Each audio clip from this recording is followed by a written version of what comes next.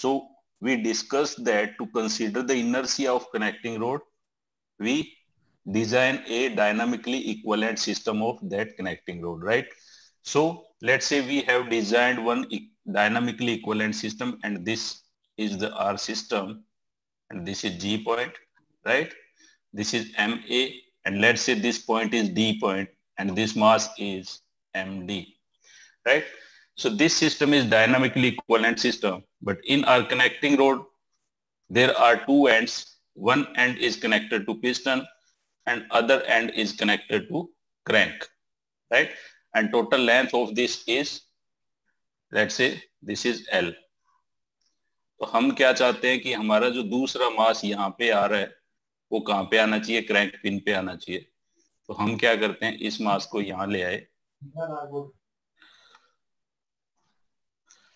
So we put this mass at this place, at B place, right? And let's say this is MB, okay? And this distance was, हम consider कर लेते हैं कि ये जो distance हमारे पास, ये A डिस्टेंस है, this distance is B distance. हमने क्या करा, इसको B डिस्टेंस पे यहाँ पे पुट कर दिया, ठीक है.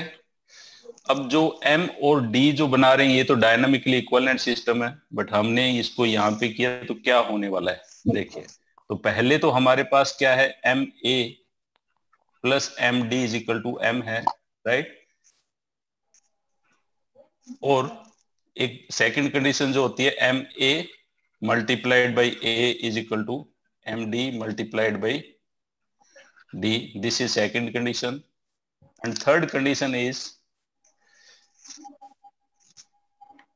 I is equal to MA multiplied by A square plus MD multiplied by D square, and this I is equal to MK square, because M is the mass of connecting rod and the K is the radius of gyration of this connecting rod.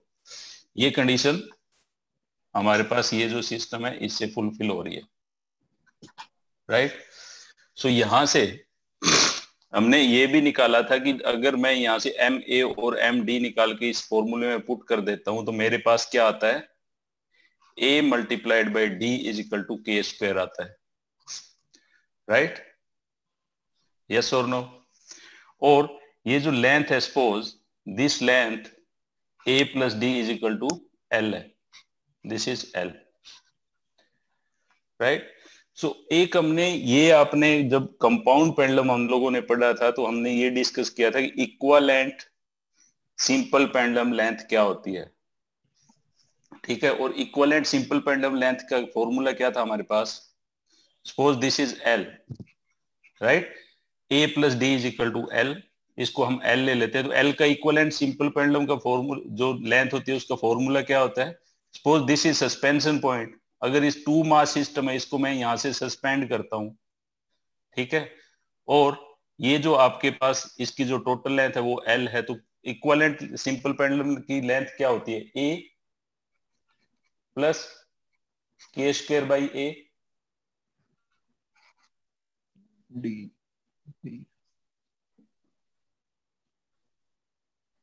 यही होता है ना formula. Suspension point, this is CG, and if this height is H, yes, this height is H, and this is center of oscillation, then this is equivalent length is L equals to K square by H plus H square. Sorry, K square by H plus H, right? This is the formula for equivalent length of simple pendulum. अगर मैं यहां से लिखना चाहता हूं कि यहां से अगर मेरे पास आए तो ये क्या आएगा, A प्लस के स्क्वायर बाई A, ठीक है. मींस L इक्वल्स टू, और L इक्वल्स टू क्या है, A प्लस D, राइट. और अगर D यहां से आप निकालते हो इस फॉर्मूला से, अगर D हम निकालें, ठीक है, तो क्या आएगा, D इक्वल्स टू के स्क्वायर बाई A, राइट. अगर यहाँ पे D की जगह ये आप रिप्लेस करते हो तो आपके पास फॉर्मूला क्या है, A प्लस के square by A, right. And this is the formula for equivalent length of simple pendulum. Means जब आप डायनामिकली इक्विवेलेंट सिस्टम बनाते हो, ठीक है, और उसको अगर किसी एक पॉइंट से, यहां से जो ए पॉइंट आपके पास है, if that point is suspension point and your D point will be point of oscillation. जो दूसरा मास हमारे पास आता है वो कहां पे आता है? पॉइंट ऑफ ऑसिलेशन, जो सिंपल कंपाउंड पेंडुलम का पॉइंट ऑफ ऑसिलेशन होता है वहां पे प्लेस होता है। वो हम यहां से ये प्रूव कर चुके हैं, बिकॉज अगर इसमें ये आपने सारी वैल्यू पुट करते हो तो आपके पास क्या था? ए डी इजिकल टू के स्क्वायर, राइट। और डी अगर मैं यहां से निकालता हूं तो के स्क्वायर बाई एल, के स्क्वायर बाई ए, राइट। और इसकी जो टोटल लेंथ लेते हो आप डायनामिकली इक्विवेलेंट सिस्टम की, तो वो क्या है? A plus D, L equals to A plus D. Now at the place of D, you can put k square by A. So L equals to A plus k square by A. And this is the formula for equivalent simple pendulum length. Right? अब आपने क्या करा कि मास यहां पे रख दिया आपने एक मास कहां पे रख दिया? पिस्टन पिन पे। और दूसरा मास कहां पे रख दिया? क्रैंक पिन पे। Crank pin and one is on piston pin. अब क्या होगा आपके पास? ठीक है, तो अगर मैं यहां से, अब आप इस पे अगर फॉर्मूला लगाते हो डायनामिकली इक्विवेलेंट सिस्टम का, so according to dynamically equivalent system और definition of dynamically equivalent system, M A plus M B is equal to M होना चाहिए। यहां से अगर इन दोनों को ऐड करें, एम ए और एम बी, तो क्या होना चाहिए? M A plus M B is equal to M, right. और सेकंड क्या होना चाहिए आपके पास? M A multiplied by A and M B multiplied by B, right. So अगर मैं यहां से लिखता हूं according to second condition, so M A multiplied by A is equal to M B multiplied by B, right. और अगर यहां से एम ए और एम बी की वैल्यू हम निकालते हैं तो एम ए मेरे पास क्या आएगा? इन दोनों इक्वेशन को यूज करके मैं निकालता हूं तो M A is equal to M multiplied by B over A plus B. और एम बी की आप वैल्यू निकालते हो तो वो क्या आएगी? M multiplied by A over A plus B, right. और आपके पास जो थर्ड जो फॉर्मूला हमारे पास होता है, थर्ड जो कंडीशन होती है, which is of M Y, mass moment of inertia, दोनों सिस्टम का इक्वल होना चाहिए। तो ये जो सिस्टम आपके पास है एम ए और एम बी का, जो आपने एक क्रैंक पिन पे मास रखा है और एक यहां पे रखा है, तो इसका आई कितना होगा? A multiplied by B. जैसे यहां पे इसका क्या था? A multiplied by D. तो आपके पास I of this system, let's say this is I prime, वो क्या होगा? A multiplied by B, right. और sorry, K square is equal to M, तो आई क्या हो जाएगा? M multiplied by K square.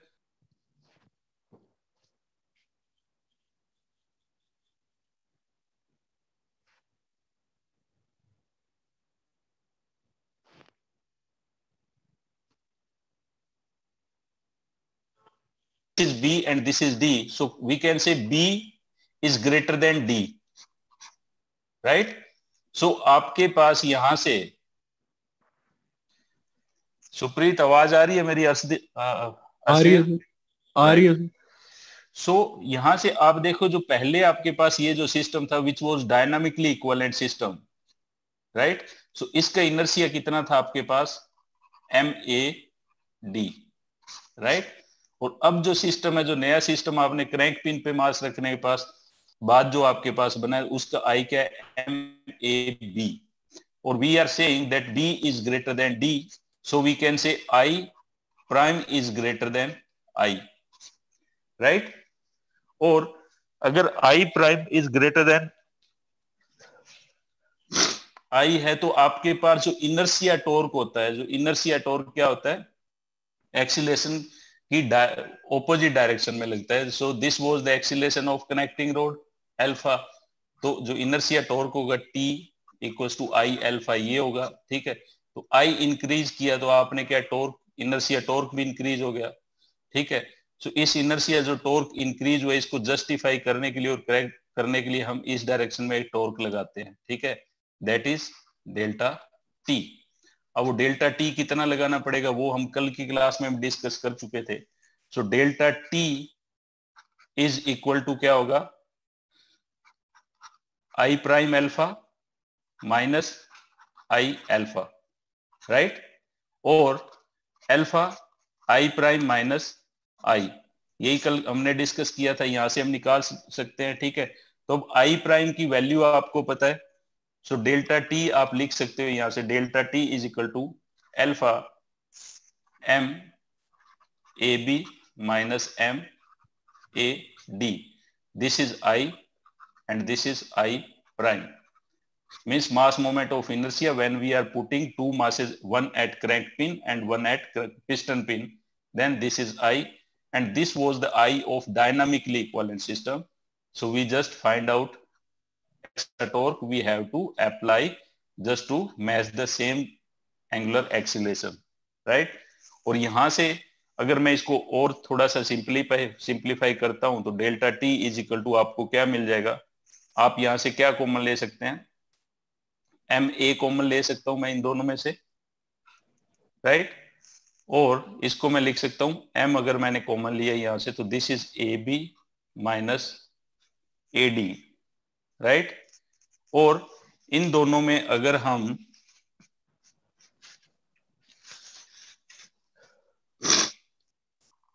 ए अगर यहां से मैं कॉमन लेता हूं तो this becomes alpha M A B minus D, right, और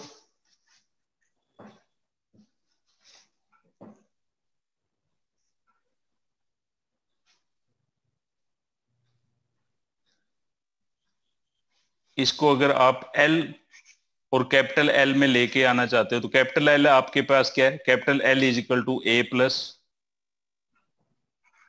डी, राइट, और जो एल है आपके पास यहां से देखिए, L is the length of connecting rod, right, so L equals to A plus D, means अगर ए हमने और डी दोनों को ऐड कर दिया तो total length of connecting road आ जाएगा हमारे पास, ठीक है, और जो डायनामिकली इक्विवेलेंट सिस्टम था वहां से एल जो मेरे पास आया वो क्या आया मेरे पास, ए प्लस डी, तो capital L is equal to A plus D, right. तो इस फॉर्म को अगर आप स्मॉल एल और कैपिटल एल की फॉर्म में लेके आना चाहते हो तो यहां से क्या करना पड़ेगा आपको,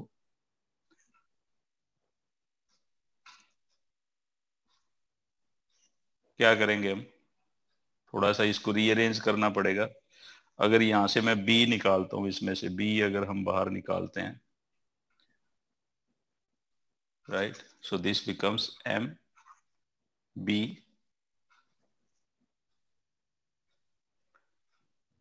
so this becomes A,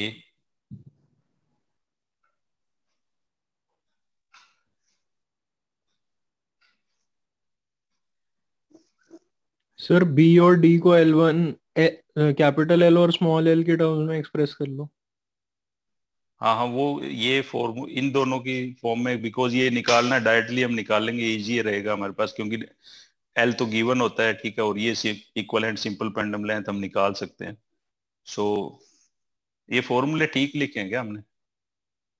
हाँ सर आई ठीक है, प्राइम, मतलब उसके टर्म्स में एक्सप्रेस कर लो आई सर। प्राइम का फॉर्मूला क्या, एम ए बी है, right, I prime is M A B, और हमने क्या लिखा है यहाँ पे, एम ए बी, राइट, और that is M B D, this is M A D आना चाहिए।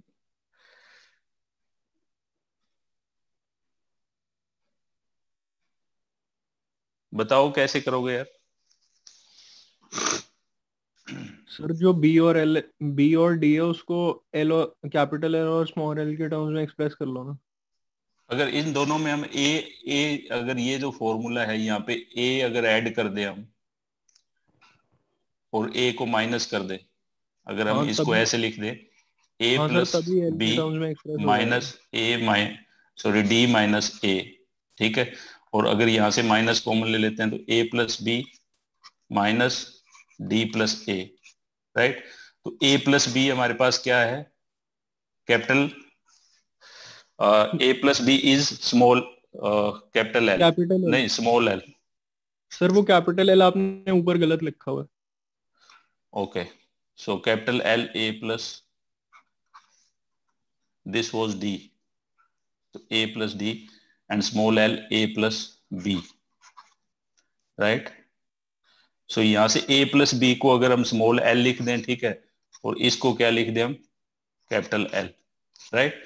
सो हमारे पास इसको मैं इस टर्म में एक्सप्रेस कर सकता हूं, small l minus capital L, this bracket can be written as like this, ठीक है, लिख सकते हैं। यस और नो, ए प्लस किया हमने, ए माइनस कर दिया, कोई फर्क नहीं पड़ा, ठीक है। फिर हमारे पास ये चीज आ गई, तो इसको हमने स्मॉल एल और कैपिटल एल लिख दिया। स्मॉल एल यहाँ पे क्या है, this is the length of the connecting road जो गिवन होती है न्यूमेरिकल में, ठीक है। और ये क्या है, equivalent length of simple pendulum, equivalent because जो आपके पास कनेक्टिंग रोड है वो क्या है, कंपाउंड पेंडुलम है ना, राइट। सो इसकी equivalent length simple pendulum length निकाल सकते हैं हम, ठीक है, इक्विवेलेंट सिंपल पेंडुलम लेंथ। तो इस फॉर्मूला डेल्टा टी को मैं क्या लिख सकता हूं यहां पे, alpha M, alpha angular acceleration, M mass of the connecting rod, और ए क्या है, सीजी से जो सस्पेंशन पॉइंट है उसकी डिस्टेंस, राइट, और multiplied by small L minus capital L. So ये डेल्टा टी का फॉर्मूला आ गया मेरे पास, ठीक है। अब आपको कोई डायरेक्टली पूछता है कि जो करेक्शन कपल आपने लगाया उस करेक्शन कपल कितना आना चाहिए, तो this is the formula for correction couple, right. समझ में आई ये चीज, okay. So this is the correction couple. अब ये है कि करेक्शन कपल क्रिएट कैसे करते हैं, कल की क्लास में भी हमने डिस्कस किया था, ठीक है, और मैं वापस sorry, so it will take 2 minutes।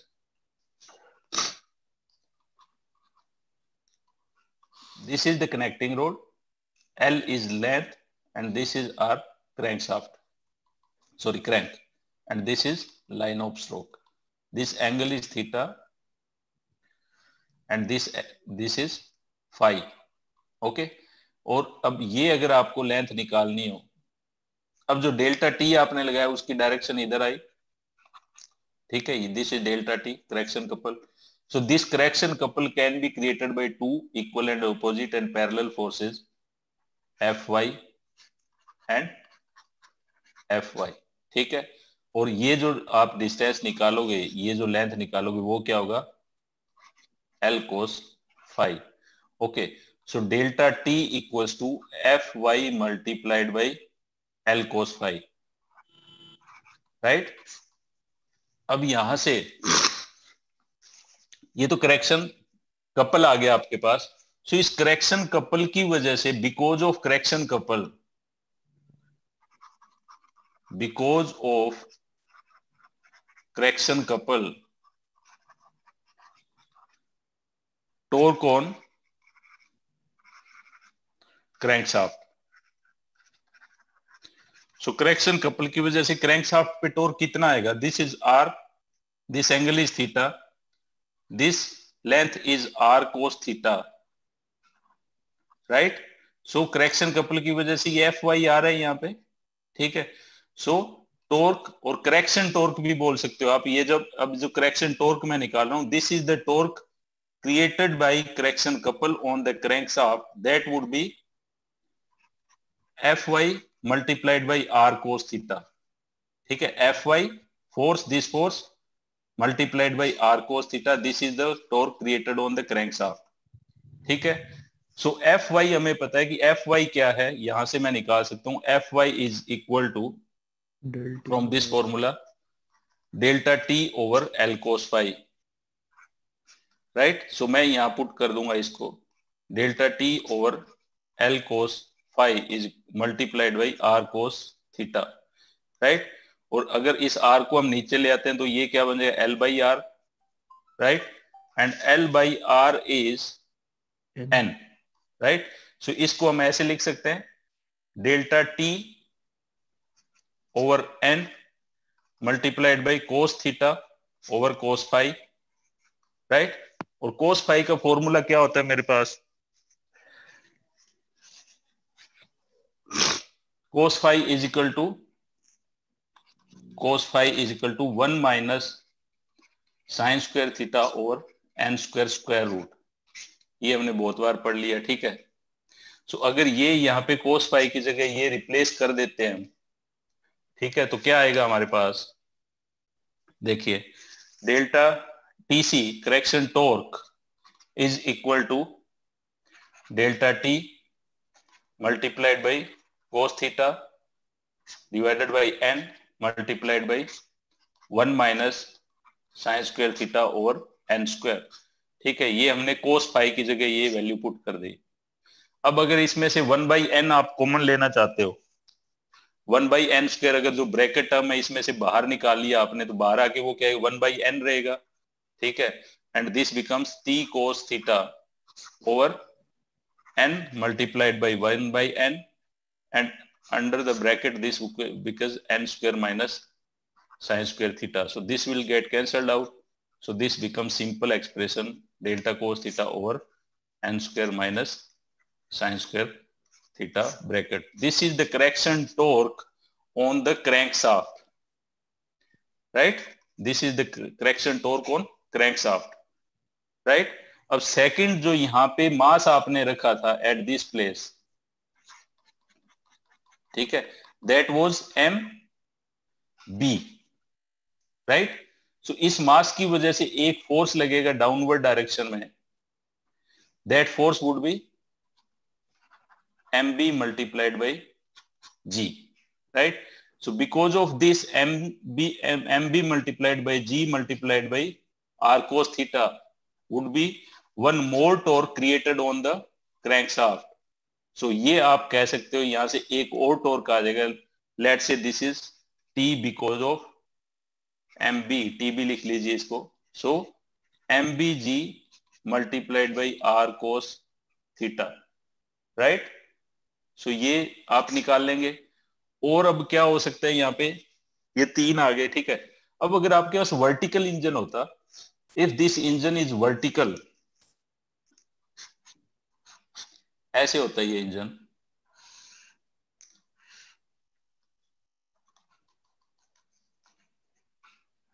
Okay. तो आपने एमबी तो यहां पे रखा हुआ है। अब जो इसका जो फोर्स आएगा वो किस डायरेक्शन में आएगा, MB multiplied by G and this angle was theta, ठीक है। और this is R, this is phi. अब ये जो डिस्टेंस आएगी वो क्या आएगी, this distance is equal to r sin theta, right, this distance. So because of this mb there would be a torque tb that would be mb multiplied by g multiplied by r sin theta, और इसकी direction होगी वो भी पहले जो torque था, ठीक है, ये जो टॉर्क था आपके पास mb g and this was theta, this is r cos theta. So because of this was mbg multiplied by r cos theta. So इसकी जो डायरेक्शन थी that was anti-clockwise, and because of in the vertical engine the direction would be in clockwise direction. तो ये आपको ध्यान रखना है वहां पे आपने कैसे करना है, ठीक है। अब वर्टिकल इंजन है तो यहां पे आपने जो मास एक और रखा था ma, राइट। सो इस एम ए की वजह से भी यहां पे टॉर्क आएगा,